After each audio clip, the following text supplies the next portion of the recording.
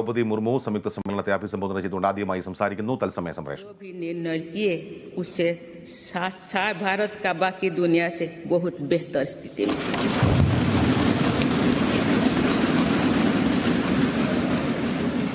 माननीय सदस्यगण, मेरी सरकार का स्पष्ट मत है कि भ्रष्टाचार लोकतंत्र का और सामाजिक न्याय का सबसे बड़ा दुश्मन है।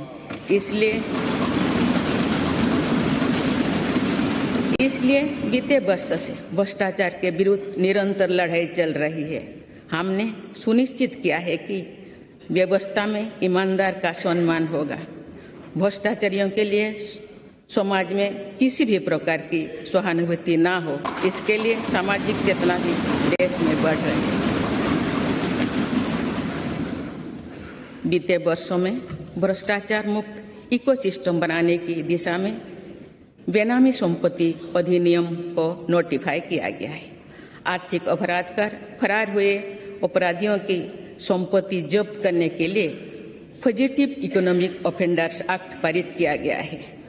सरकारी कामों में पक्षपात और भ्रष्टाचार के चलन को भी खत्म करने के लिए प्रभावी सिस्टम बनाया गया है।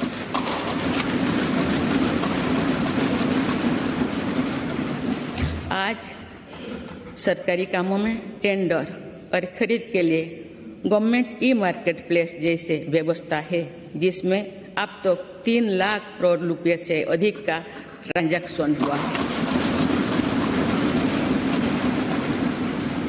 राष्ट्र निर्माण में ईमानदार योगदान देने वालों को आज विशेष सम्मान दिया जा रहा है। इनकम टैक्स रिटर्न फाइल करने के कोई जटिलताओं को खत्म कर देशवासियों का जीवन आसान बनाया गया है। फेसलेस जांच को बढ़ावा देने की वजह से व्यवस्था में पारदर्शिता आई है और उसे जवाबदेह भी बनाया गया है।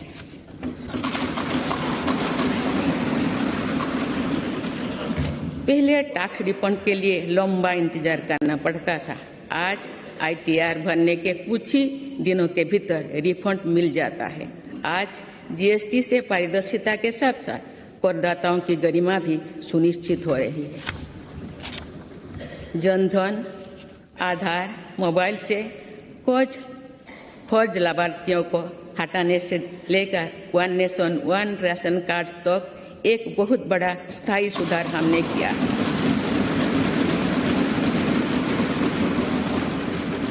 बीते वर्षों में DBT के रूप में, डिजिटल इंडिया के रूप में एक स्थायी और पारदर्शी व्यवस्था देश ने तैयार की है। आज 300 से ज्यादा योजनाओं का पैसा सीधे लाभार्थियों के बैंक खाते तक पहुंच रहा है।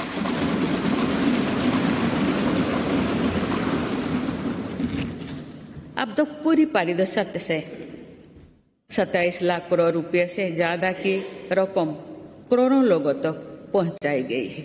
वर्ल्ड बैंक की रिपोर्ट करती है कि ऐसा योजना और ऐसी व्यवस्थाओं के कारण ही कोरोना काल में भारत करोड़ों लोगों को गरीबी रेखा से नीचे जाने से बचा पाया है।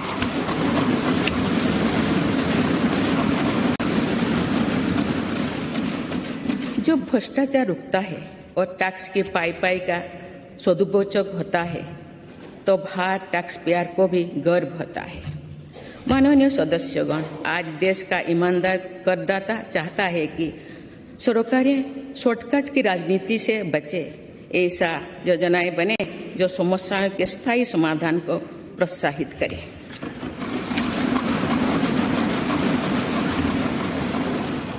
जिनसे सामान्य जीवन का सशक्तिकरण हो। इसलिए मेरी सरकार ने वर्तमान चुनौतियों से निपटने के साथ ही देशवासियों के दीर्घकालीन सशक्तिकरण पर बल दिया है। गरीबी हटाओ आप केवल नारा नहीं रह गया है, आप मेरी सरकार द्वारा गरीब की चिंताओं का स्थायी समाधान करते हुए उसे सशक्त बनाने के काम किया जा रहा है।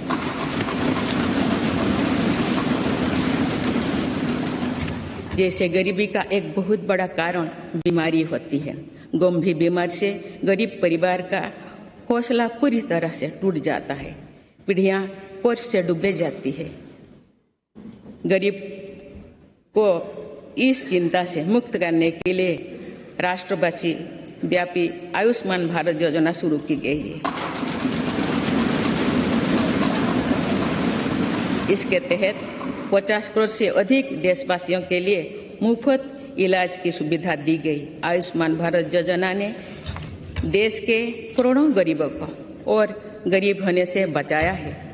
अनेक गरीब उनके 80,000 करोड़ रुपया खर्च होने से बचाए हैं। आज देश भर में करीब 9,000 जनऔषधि केंद्र में बहुत कम कीमत में दवाई उपलब्ध कराई जा रही है। इससे बीते वर्षों में गरीबी के करीब 20,000 करोड़ रुपया बचे हैं। यानी सिर्फ आयुष्मान भारत और जनऔषधि परियोजना से ही देशवासियों को 1 लाख करोड़ रुपया की मदद हुई।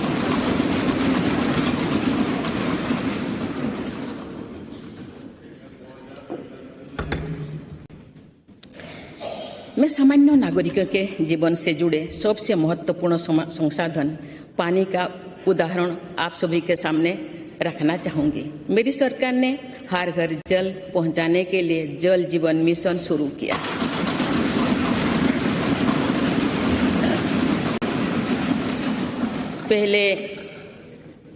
उसके पहले तक 7 दशकों में देश में करीब 3.25 करोड़ घर तक ही पानी का कनेक्शन पहुंचा था, लेकिन जल जीवन मिशन के तहत इन 3 वर्षों में से करीब 11 करोड़ परिवार पाइप वाटर सप्लाई से जुड़ चुके हैं। इसका सबसे ज्यादा लाभ गरीब परिवार को ही मिल रहा है। उसकी चिंता का स्थायी समाधान हो रहा है। बीते वर्षों में सरकार ने 3.5 करोड़ से अधिक गरीब परिवारों को पक्का घर बनाकर दिया है। जब घर मिलता है तो नया आत्मविश्वास आता है। इससे उस परिवार का वर्तमान तो सुधरता ही है, उस घर में जो संतान बड़े होते हैं उसके आत्मविश्वास में भी वृद्धि होती है। सरकार ने टॉयलेट, बिजली, पानी, गैस ऐसे हर मूल सुविधा की चिंता से गरीब को मुक्त करने का प्रयास किया है। इससे देश की जनता को भी ये विश्वास हुआ है कि सरकार योजना और सरकारी लाभ वास्तव में जमीन पर पहुंचा है और भारत जैसे विशाल देश में भी 100% कवरेज यानी सैचुरेशन संभव है। हमारी ग्रंथों में लिखा है, अयं निजः परोवेति गणना लघुचेतसम, यानी ये अपना है, ये पराया है। ऐसी सोच सही नहीं होती। मेरी सरकार ने बिना किसी भेदभाव के हर वर्ग के लिए काम किया है। बीते कुछ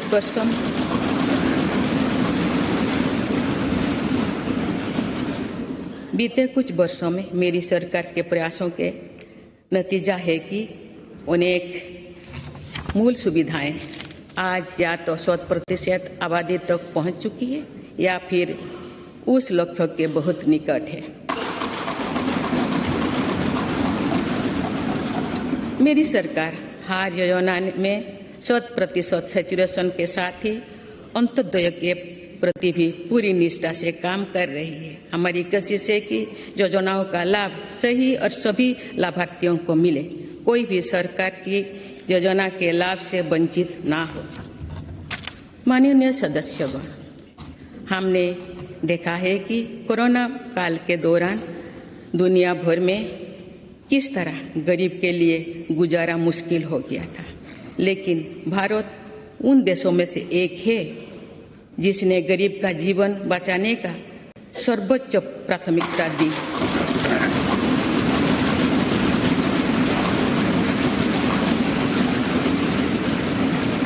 और कोशिश की कि देश में कोई गरीब भूखा नहीं सोए। मुझे खुशी है कि मेरी सरकार ने पीएम गरीब कल्याण अन्न योजना को नई परिस्थितियों के अनुसार आगे भी चलाने का निर्णय लिया है।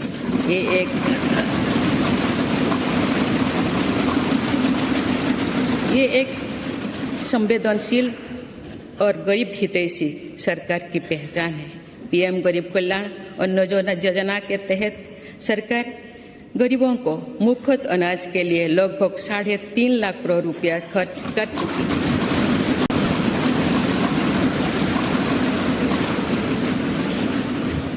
आज इस योजना की प्रशंसा पूरे विश्व में हो रही है। इस प्रशंसा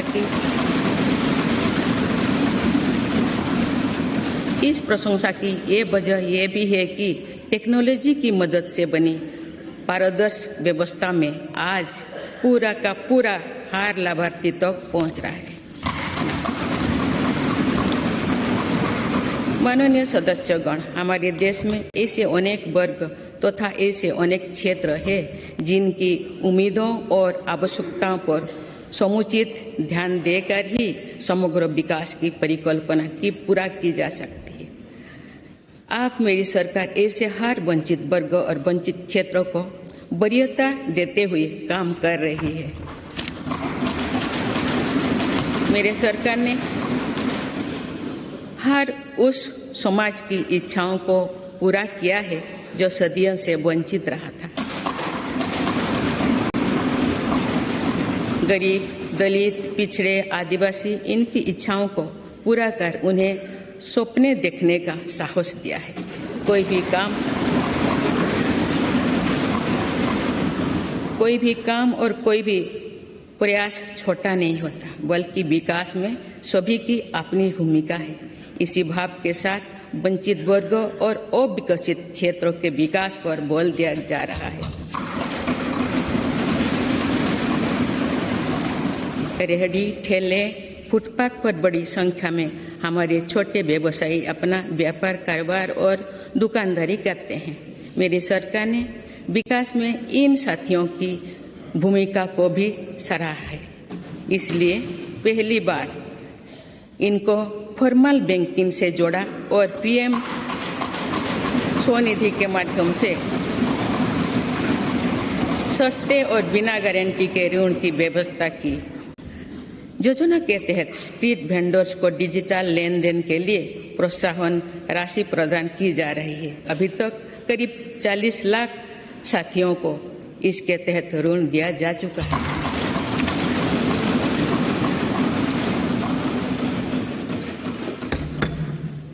मेरी सरकार की प्राथमिकता में देश के 11 करोड़ छोटे किसान भी है। ये छोटे किसान दशकों से सरकार की प्राथमिकता से वंचित रहे थे। आप इन्हें सशक्त और समृद्ध करने के लिए हर तरह की कोशिश की जा रही है। पीएम किसान सम्मान निधि के तहत इन छोटे किसानों को 2 लाख करोड़ रुपया से अधिक की मदद दी गई।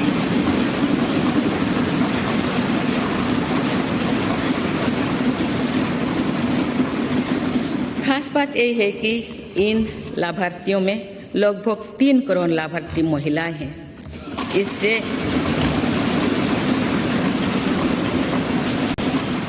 इससे अभी तक लगभग 54,000 करोड़ रुपया महिला किसानों को मिल चुकी है। इसी तरह छोटे किसानों के लिए फसल बीमा, सॉइल हेल्थ कार्ड, किसान क्रेडिट कार्ड, केसीसी की कवरेज बढ़ाने के साथ ही हमारी सरकार ने पहली बार पशुपालकों और मछुआरों को भी किसान क्रेडिट कार्ड की सुविधा से जोड़ा। किसानों के सामर्थ्य को बढ़ाने के लिए एफपीओ यानी फार्मर प्रोड्यूसर ऑर्गेनाइजेशंस की स्थापना से लेकर फसलों के एमएसपी में वृद्धि करते हुए मेरी सरकार छोटे किसानों के साथ मजबूती से खड़ी है।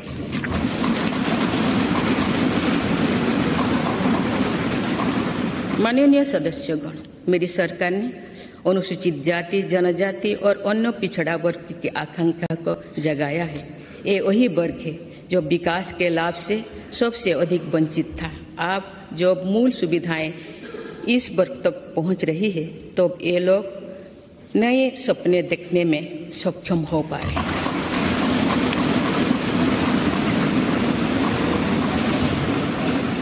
अनुसूचित जाति के सामाजिक आर्थिक सशक्तिकरण के लिए डॉक्टर अंबेडकर उत्सव धाम, अमृत जलधारा और युवा उद्यमी योजना जैसे कार्यक्रम चलाए जा रहे हैं।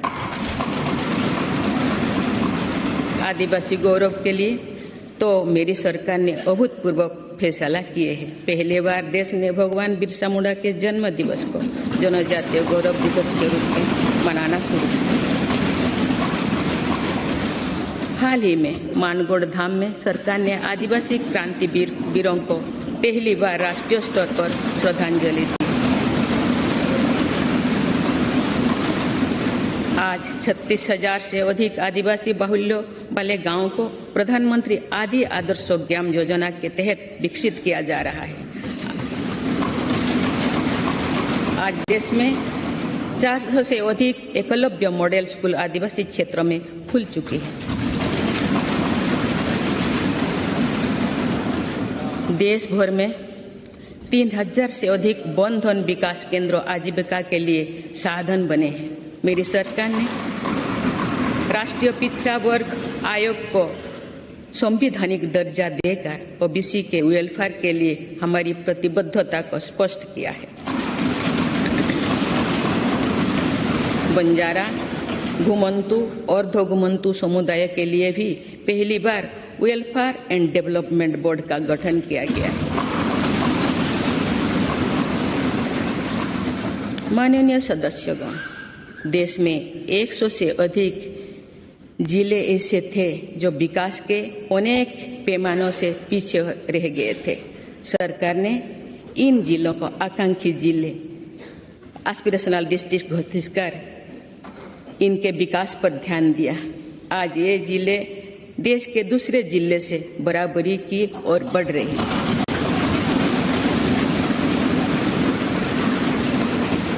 आकांक्षी जिले को सफलता को अब मेरी सरकार ब्लॉक स्तर पर दोहराने के लिए काम कर रही है और इसके लिए देश में 500 ब्लॉक को एस्पिरेशनल ब्लॉक के रूप में विकसित करने का कार्य शुरू किया गया है।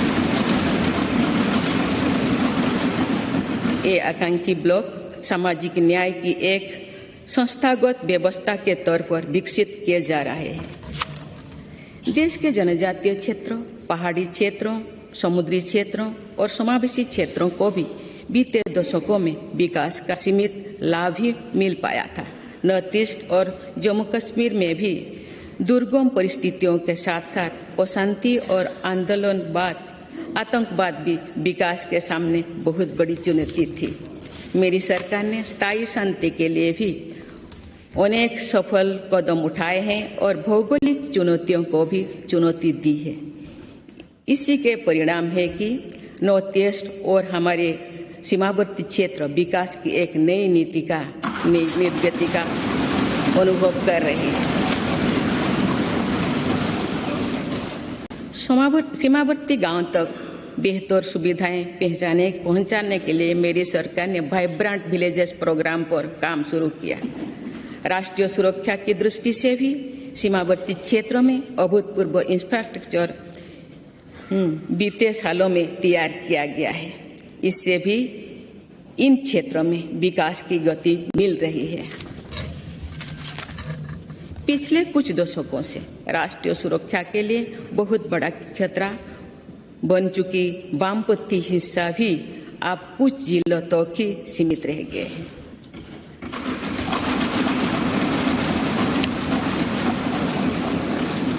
माननीय सदस्यगण, मेरी सरकार की एक बहुत बड़ी उपलब्धि महिला सशक्तिकरण की रही है। इस संदर्भ में मुझे नारी शक्ति नामक एक प्रेरक कविता का स्मरण होता है, जिसे भारतीय साहित्य की अमर विभूति स्वाधीनता सेनानी तथा ओडिया भाषा की सुप्रसिद्ध नारी कवि उत्कल भारती कुंतला कुमारी सावत ने लिखा था। आज से लगभग 100 वर्ष पहले उन्होंने ये उद्घोष किया था, वसुंधरा तले भारत रमणी नुहे हीन नुहे दिन अमर कीर्ति कोटि जुगे केबे जगत नुहे बोलिन। अर्थात भारत की नारी पृथ्वी पर किसी की तुलना में ना तो हीन है ना दीन है। संपूर्ण जगत में उसकी अमर कीर्ति युगों युगों तक कभी लुप्त नहीं होगी, यानी सदैव बनी रहेगी। मुझे ये देखकर गर्व होता है कि आज की हमारी बहनें और बेटियां उत्कल भारती के सपनों के अनुरूप विश्व स्तर पर अपनी कीर्ति पताका लहरा रहे हैं। मुझे प्रसन्नता है कि महिलाओं की ऐसी प्रगति के पीछे मेरी सरकार के प्रयासों का संबल रहा है।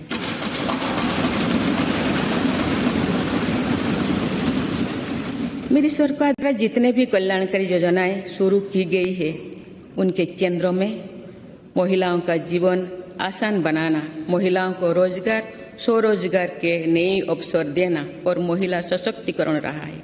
महिला उत्थान में जहां पुराना धारणाओं और पुरानी मान्यताओं को तोड़ना भी पड़ा, उससे भी सरकार पीछे नहीं हटती है। बेटी बचाओ बेटी पढ़ाओ अभियान की सफलता आज हम देख रहे हैं। सरकार के प्रयासों से समाज में जो चेतना आई, उससे बेटियों की संख्या में निरंतर वृद्धि हो रही है।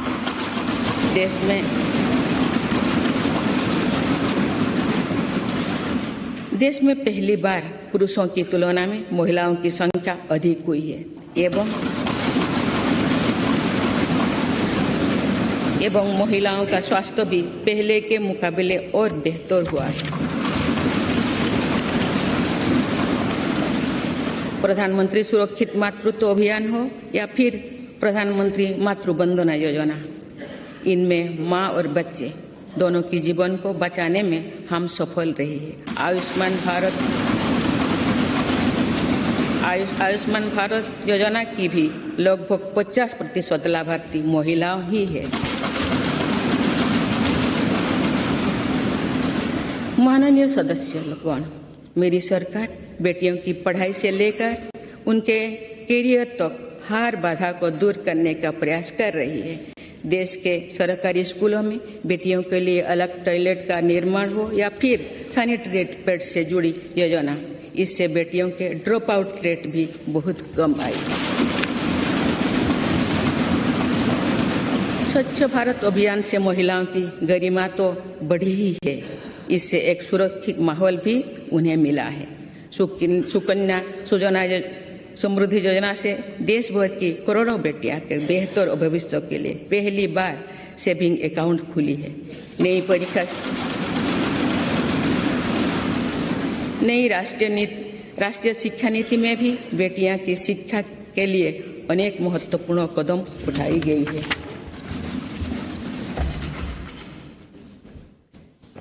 मेरी सरकार ने यह भी सुनिश्चित किया है कि किसी भी कार्य क्षेत्र में महिलाओं के लिए कोई बंदिश ना हो। इसीलिए माइनिंग से लेकर सेना में अग्रिम मोर्चे तक हर सेक्टर में महिलाओं की भर्ती को खोल दिया गया है। सैनिक स्कूलों से लेकर मिलिट्री ट्रेनिंग स्कूलों तक में अब हमारी बेटियां पढ़ाई और ट्रेनिंग कर रही है। ये मेरी सरकार ही है जिसने मातृत्व अवकाश को 12 सप्ताहों से बढ़ाकर 26 सप्ताह किया है।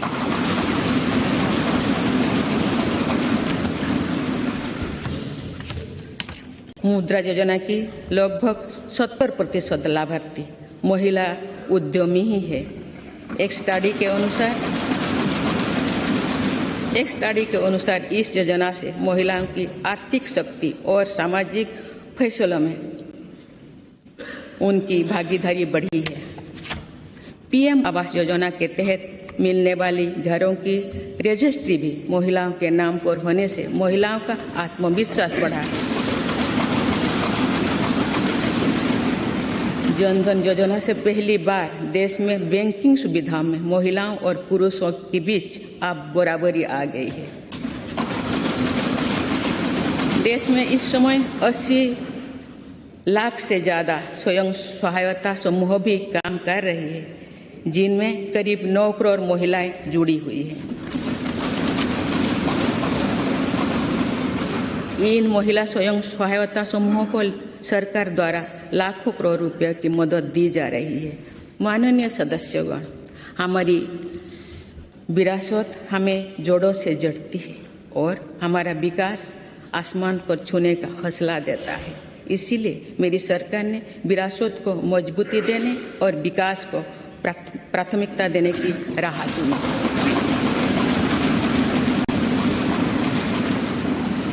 आज एक तरफ देश में अयोध्या धाम का निर्माण हो रहा है, तो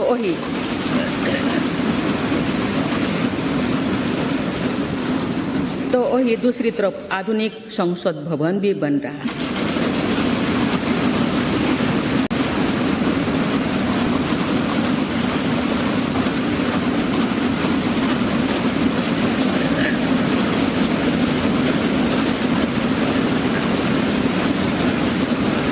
एक तरफ हमने केदारनाथ धाम, काशी विश्वनाथ धाम और महाकाल महालोक का निर्माण किया, तो वही हर जिलों में हमारी सरकार मेडिकल कॉलेज भी बनवा रही है।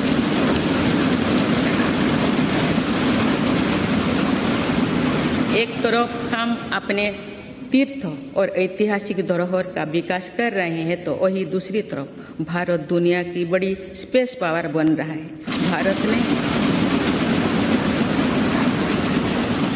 भारत ने पहला प्राइवेट सैटेलाइट भी लॉन्च किया है। एक तरफ हम आदि शंकराचार्य भगवान बसवेश्वर, तिरुवल्लुवर, गुरु नानक देव जैसे संतों के दिखाए रास्ते पर आगे बढ़ रहे हैं, वही दूसरी तरफ आज भारत हाईटेक नॉलेज का हब भी बनता जा रहा है।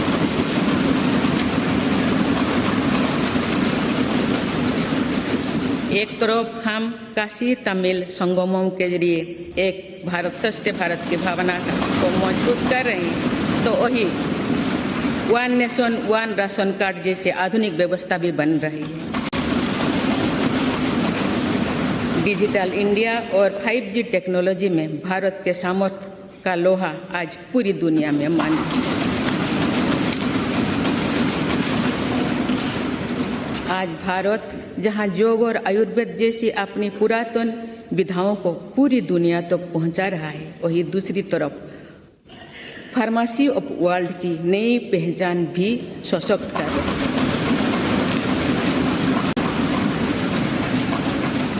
आज भारत प्राकृतिक खेती को, मिलेट्स की अपनी परंपरा फसलों को प्रोत्साहित कर रहा है, वही नानो यूरिया जैसी आधुनिक टेक्नोलॉजी का भी विकास किया है।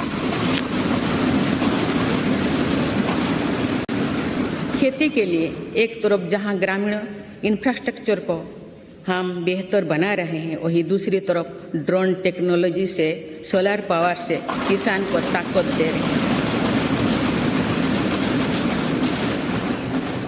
शहरों में जहां स्मार्ट सुविधाओं के विकास पर बल दिया जा रहा है, वही स्वामित्व योजना में पहली बार गांव के घरों को की ड्रोन से मैपिंग की जा रही है।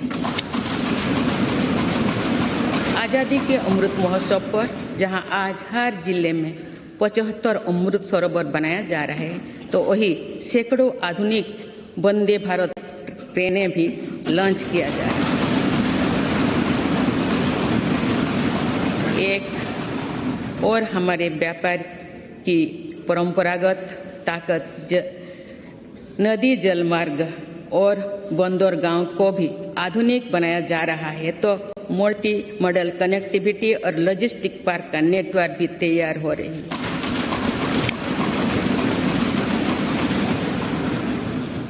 माननीय सदस्यगण, आजादी के अमृतकाल में देश पंच प्राणी की प्रेरणा से आगे बढ़ रहा है। गुलामी के हर निशान, हर मानसिकता से मुक्ति दिलाने के लिए भी मेरी सरकार निरंतर प्रयासरत है।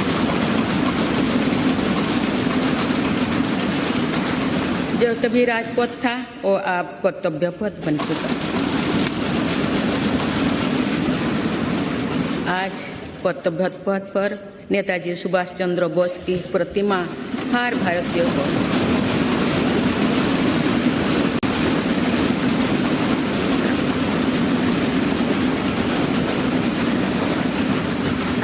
को गौरवान्वित कर रही है। तो अंडमान निकोबार में भी नेताजी और आजाद हिंद फौज के शौर्यों को हमने सम्मान दिया है। अभी कुछ ही दिन पहले मेरी सरकार ने अंडमान निकोबार द्वीप समूह में नेताजी सुभाष चंद्र बोस आइलैंड पर नेताजी को समर्पित भव्य स्मारक और म्यूजियम का शिलान्यास भी किया है।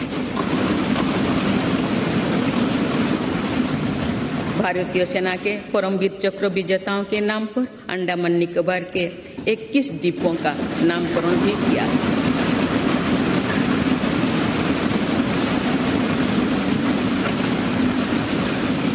एक तरफ नेशनल वॉर मेमोरियल आज राष्ट्रीय शौर्य का प्रतीक बन गया है, तो वही हमारी नौसेना को भी आप छत्रपति वीर शिवाजी महाराज का दिया प्रतीक रूप में किया है।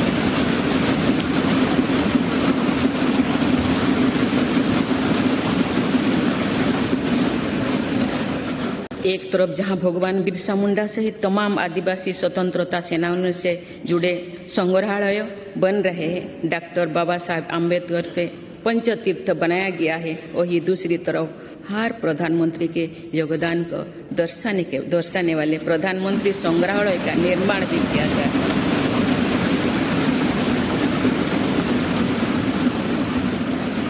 देश में प्रथम वीर बाल दिवस को भी पूरे गर्व और श्रद्धा के से मनाया गया। इतिहास की पीड़ाओं और उनके साथ जुड़े शिक्षाओं को जागरूक रखने के लिए देश में विभाजन विभीषिका स्मृति दिवस की शुरुआत भी मेरी सरकार ने की।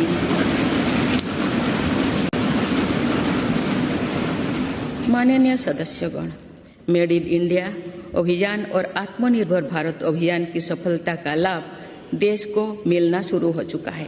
आज भारत में मैन्युफैक्चरिंग की अपनी कैपेसिटी भी बढ़ रही है और दुनिया भर से भी मैन्युफैक्चरिंग कंपनियां भारत आ रहे हैं।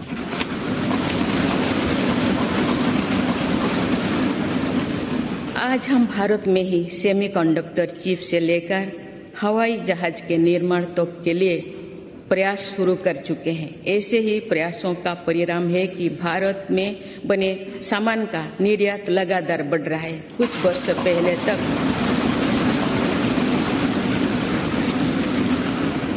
पहले तक हम बड़ी संख्या में मोबाइल फोन आयात करते थे। आज भारत दुनिया में मोबाइल फोन का एक बड़ा निर्यातन बन चुका है।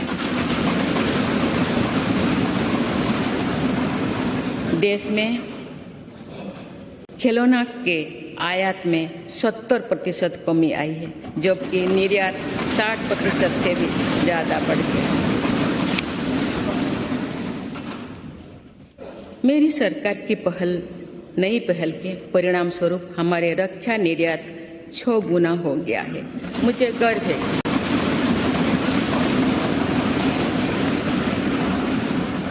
गर्व है कि हमारी सेना में आज INS विक्रांत के रूप में पहला स्वदेशी एयरक्राफ्ट कैरियर भी शामिल हुआ है।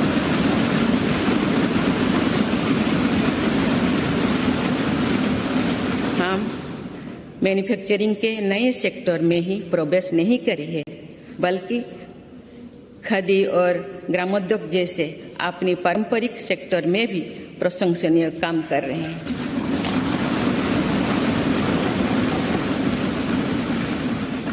ये हम सभी के लिए खुशी की बात है कि आजादी के अमृत महोत्सव के दौरान देश के खादी और ग्रामीण उद्योग का टर्नओवर 1 लाख करोड़ रुपये से अधिक का हो चुका है। मेरी सरकार के प्रयासों से खादी के बिक्री में 4 गुना बढ़ी है। माननीय सदस्यगण, मेरी सरकार ने इनोवेशन और एंटरप्रेन्योरशिप पर निरंतर अभूतपूर्व बल दिया है। इससे दुनिया की सबसे युवा आबादी वाले हमारे देश की ताकत का सदुपयोग हो रहा है। आज हमारे युवा अपने इनोवेशन की ताकत दुनिया को दिखा रहे हैं। 2015 से भारत ग्लोबल इनोवेशन इंडेक्स में 81 स्थान पर था। अब हम 40वें स्थान पर पहुंच गए।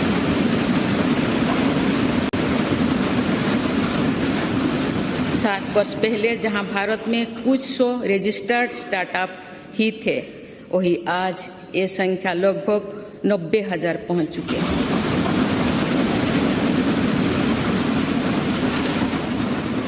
आज के युग में हमारी सेनाओं का भी युवा शक्ति में समृद्ध होना, युद्ध शक्ति में निपुण होना, टेक्नोलॉजी की पावर से लेस रहना बहुत अहम है। इन सिद्धांतों को ध्यान में रखते हुए अग्निवीर योजना शुरू की गई है।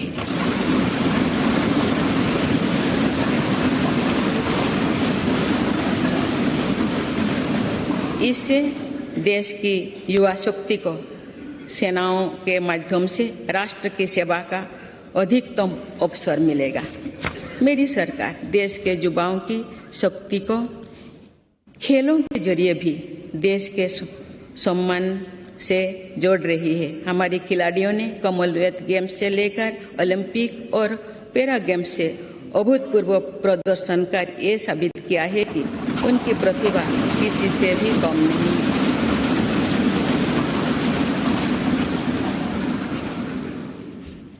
देश के कोने कोने से ऐसे प्रतिभाओं को खोजने, उनका टैलेंट निखारने के लिए खेलो इंडिया गेम्स, खेलो इंडिया सेंटर्स से लेकर टॉप स्कीम तक चलाई जा रही है।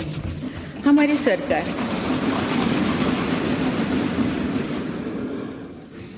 सरकार दिव्यांग कल्याण को लेकर भी पूरी तरह संवेदनशील है। देश में एक साइन लैंग्वेज और सुगम्य भारत अभियान ने दिव्यांग युवकों को बहुत मदद दी है। माननीय सदस्यगण, बीते दशकों में हमने भारत के इंफ्रास्ट्रक्चर के निर्माण में 2 बड़ी चुनौतियां देखी है। एक, इंफ्रास्ट्रक्चर के बड़े प्रोजेक्ट समय पर पूरी नहीं हो पाते थे। दूसरा, अलग अलग विभाग, अलग अलग सरकारें अपनी अपनी सुविधा से काम करती थी। इससे सरकारी संसाधनों का दुरुपयोग भी होता था, समय भी अधिक लगता था और सामान्य जन को भी असुविधा होती थी। मेरी सरकार ने PM Gatishakti national master plan बनाकर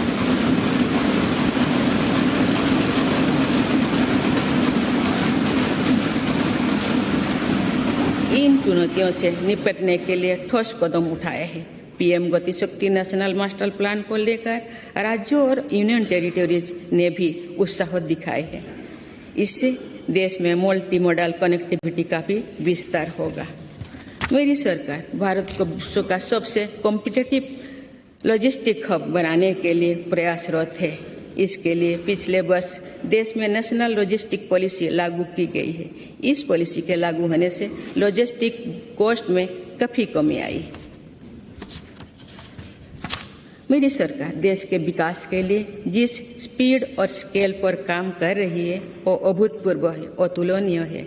मेरी सरकार ने आने के बाद भारत के गरीबी के लिए औसतन हर रोज आवास योजना के 11,000 घर बने। इसी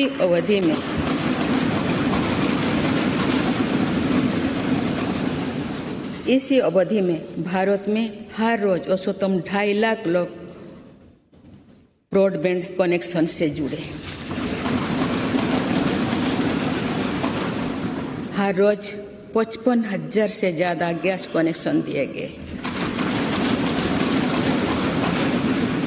मुद्रा योजना के तहत हर रोज 700 करोड़ रुपये से ज्यादा का लोन दिया गया। बीते 8-9 वर्षों में भारत में लगभग हर महीने एक मेडिकल कॉलेज बना है। इस दौरान देश में हर दिन में 2 कॉलेज की स्थापना हुई है। हर सप्ताह एक यूनिवर्सिटी बनी है। सिर्फ 2 साल के भीतर भारत ने 220 करोड़ से ज्यादा वैक्सीन की डोज भी दी है।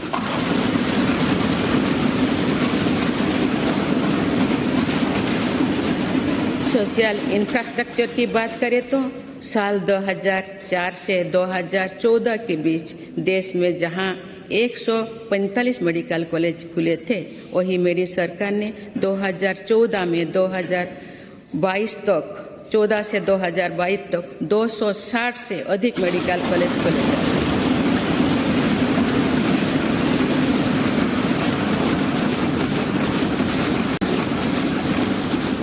मेडिकल की पढ़ाई कर रहे छात्रों के लिए ग्रेजुएट और पोस्ट ग्रेजुएट सीटों की संख्या अब पहले के मुकाबले देश में दुगुनी हो चुकी है।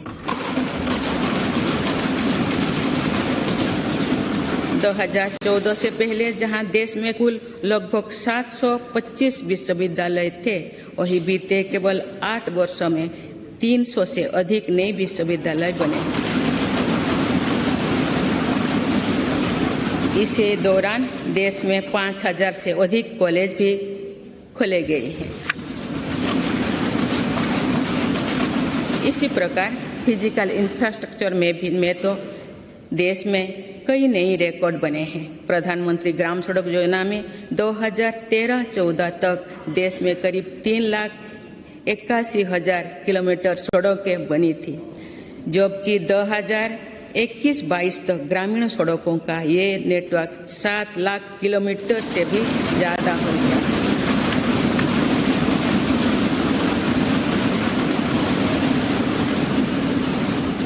अब तो देश की 99% से अधिक बस्तियां सड़क मार्ग से जुड़ चुकी है।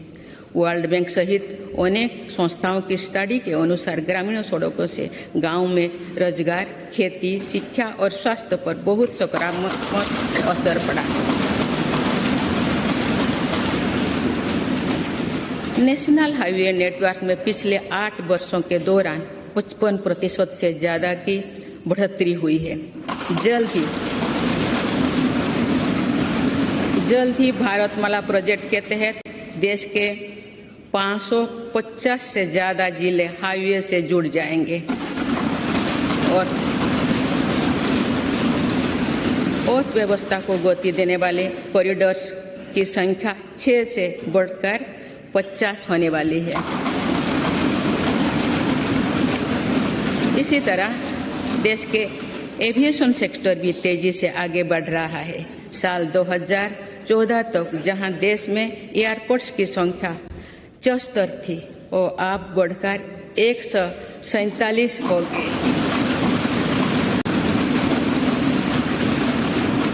आज भारत दुनिया का तीसरा बड़ा एविएशन मार्केट बन चुका है। इसमें उड़ान योजना की भी बहुत बड़ी भूमिका है। भारतीय रेलवे अपने आधुनिक अवतार में सामने आ रही है और देश के रेलवे मैप में अनेक दुर्गम क्षेत्रों भी जुड़ रहा है। वंदे भारत एक्सप्रेस के रूप में एक आधुनिक और सेमी हाई स्पीड ट्रेन भारतीय रेल का हिस्सा बन चुका है।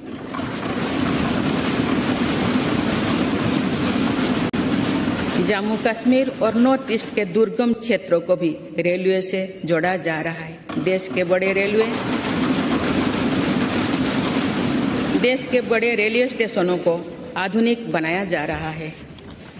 भारतीय रेलवे का दुनिया का सबसे बड़ा बिजली से चलने वाला रेलवे नेटवर्क बनने की दिशा में तेजी से अग्रसर है।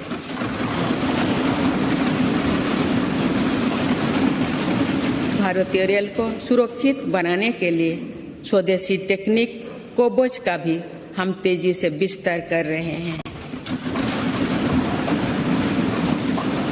माननीय सदस्यगण, भारत ने उस सोच को भी बदला है जो प्रगति और प्रकृति को परस्पर विरोधी मानती थी। मेरी सरकार ग्रीन ग्रोथ पर ध्यान दे रही है और पूरे विश्व को मिशन लाइफ से जोड़ने पर बल दे रही है। हमारी सरकार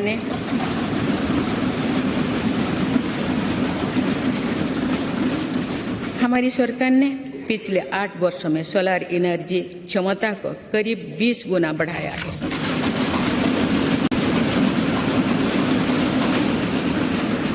आज भारत रिन्यूएबल एनर्जी की क्षमता में विश्व में 4थे स्थान पर है। देश के बिजली उत्पादन की 40% क्षमता नॉन फॉसिल फ्यूल्स में पैदा करने का लक्ष्य देश में 9 वर्षों पहले ही हासिल कर लिया है।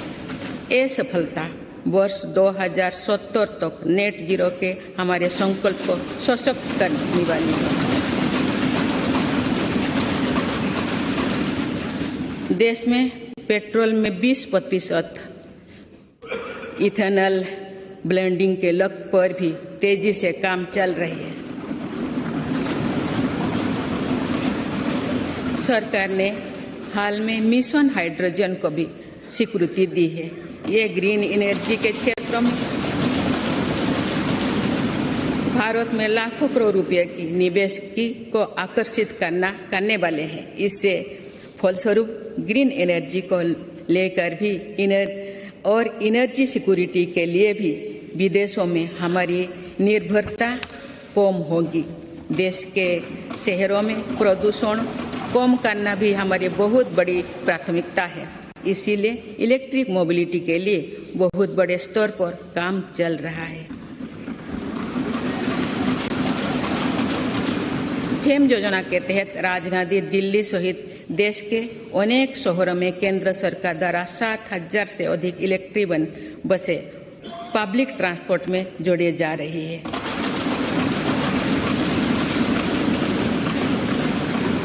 बीते 8 वर्षों में देश में मेट्रो नेटवर्क में 3 गुना से अधिक बढ़ोतरी हुई है। आज 27 शहरों में मेट्रो ट्रेन पर काम चल रहा है। इसी प्रकार देश भर में 100 से ज्यादा नए वाटरवे भी विकसित किए जा रहे हैं। नए वाटरवे से देश में ट्रांसपोर्ट सेक्टर का कायाकल्प करने में मदद करेगी। माननीय सदस्यगण, आज की दुनिया में अनेक चुनौतियों से गुजर रही है। दशकों पहले बनी अंतर्राष्ट्रीय നയപ്രഖ്യാപന പ്രസംഗം തുടരുകയാണ്. ഏറ്റവും പ്രധാനമായി ദ്രൗപദി മുർമു നയപ്രഖ്യാപന പ്രസംഗത്തിൽ പറഞ്ഞ കാര്യങ്ങൾ ആരോടും വിവേചനം കാണിക്കുന്ന സർക്കാരല്ല. ഇത് എല്ലാവരെയും കൂടെ ചേർത്ത് പിടിക്കുന്ന സർക്കാരാണ്. എല്ലാവരെയും ഒരുപോലെ കാണുന്ന സർക്കാരാണ്. രാഷ്ട്ര നിർമ്മാണത്തിൽ 100% സത്യസന്ധത പുലർത്തുന്ന സർക്കാരാണ്. അഴിമതിയോട് സർക്കാരിന് വിട്ടുവീഴ്ചയില്ല, ഭീകരതയോട് വിട്ടുവീഴ്ചയില്ല. രാജ്യത്തിൻ്റെ ഐക്യം ബലപ്പെടുത്താൻ സർക്കാർ പ്രതിജ്ഞാബദ്ധമാണ്. അതുപോലെ ഏറ്റവും പ്രധാനമായി ഈ നയപ്രഖ്യാപന പ്രസംഗത്തിൽ രാമക്ഷേത്രവും പുതിയ പാർലമെൻറ്റ് മന്ദിരവും ഒരുങ്ങുന്നു എന്ന കാര്യം രാഷ്ട്രപതി ദ്രൗപദി മുർമു പറയുന്നു. ഭീകരതയെ സർക്കാർ ശക്തമായി നേരിട്ടു എന്ന് ദ്രൗപദി മുർമു പറയുന്നു. ആദിവാസി മേഖലകൾ, കർഷകർ, അതുപോലെ അത്തരം ന്യൂനപക്ഷങ്ങൾ, അവർക്കെല്ലാം മികച്ച സൗകര്യങ്ങൾ ഉറപ്പാക്കാൻ, ആധുനിക അടിസ്ഥാന സൗകര്യങ്ങൾ ഉറപ്പാക്കാൻ സർക്കാരിന് കഴിഞ്ഞു എന്ന് രാഷ്ട്രപതി ദ്രൗപദി മുർമു പറയുന്നു. രാഷ്ട്രപതിയുടെ നയപ്രഖ്യാപന പ്രസംഗം തുടരുകയാണ്.